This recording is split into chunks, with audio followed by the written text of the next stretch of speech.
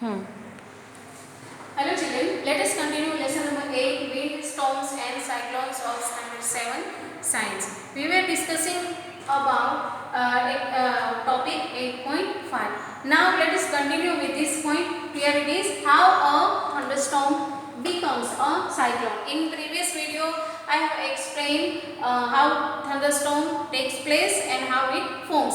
But how cyclone forms, हमें ये पता है कि साइक्लोन जो है उसमें बहुत सारे थंडरस्टॉर्म की एक चेन होती है and so that a cyclone forms.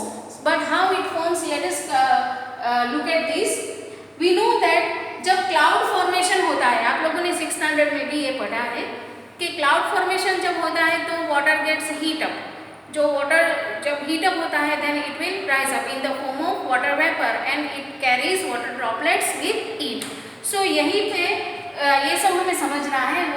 When before cloud formation water takes up heat from the atmosphere to change into vapor.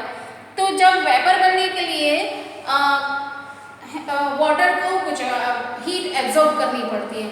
तो ये हीट जो है जब अगेन वाटर जो है वेपर से अगेन कंडेंस होगा, that means again it will cool down. जब वो कूलिंग प्रोसेस होगी तो ये सारी हीट जो है वो वापस एटमॉस्फेयर में रिलीज होगी. So on cooling heat is release. तो जैसे ही हीट रिलीज होगी वो अपने सराउंडिंग्स को भी हीट करेगा, मतलब गर्म करेगा. जो हमने थंडरस्टॉर्म में इसकी बात की थी कि ऑल ऑफ द सडन बहुत सारी हीट जो है रिलीज होती है तो लाइटनिंग होती है और हीट रिलीज होने से आसपास की जो एयर है वो भी वार्म अप होती है. Again all of the sudden it expands and so sound also we can hear. तो यही सारी प्रोसेस साइक्लोन में भी हमें देखनी है.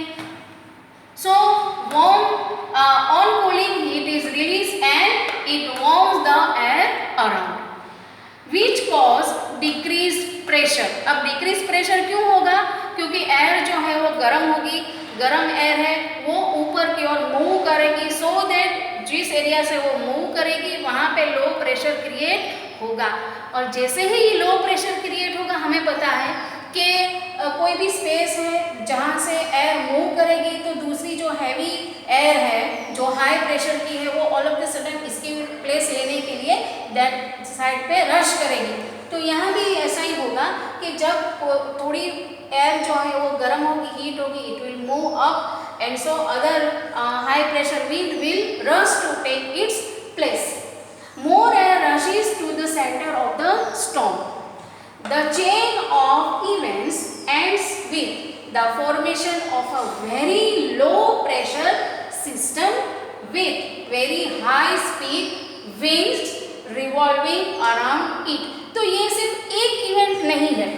एयर जो है गर्म हुई, ऊपर गई, वहाँ पे दूसरी एयर ने जगह ले ली, again it will cool down and again heat release, again some air will rush move up and again some air will rush to take their place. तो ये सारी चेन जो है वो कंटिन्यूस चलेगी और धीरे धीरे धीरे इसका मास जो है वो बढ़ता जाएगा.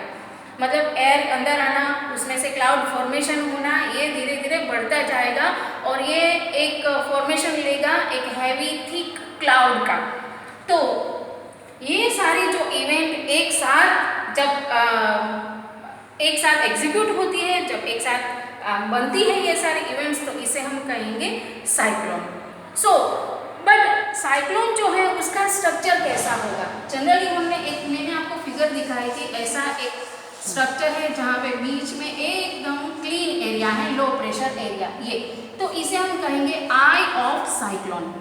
और ये जो है वो क्लाउड्स है और ये एकदम वर्लिंग, मतलब एकदम स्विफ्टली वो मूव करते हुए अपने डिस्टेंस जो है वो तय करते हैं. So here it is given structure of a cyclone. What how the structure is formed and what is the structure of it. Centre of a calm area that is called I.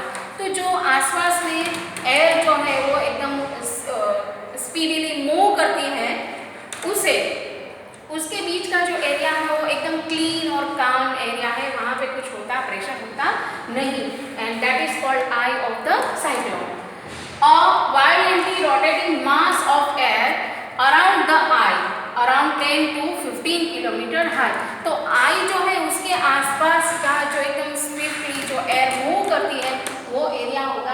15 kilometre high जो है वो उसकी height होगी।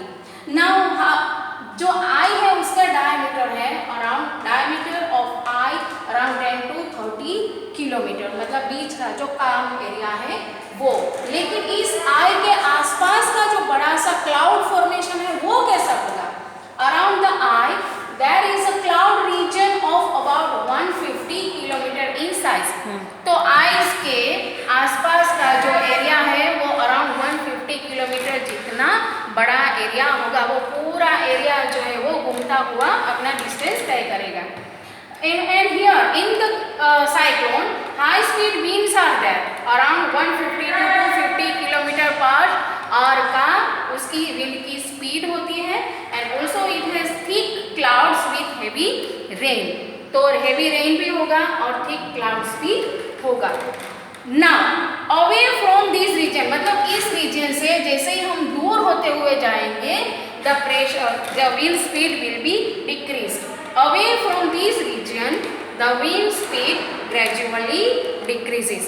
So all these are the structure of the cyclone, and the figures are given in your textbook on page number 88, 8.11, 8.12 and 8.13. Thank you. Bye bye.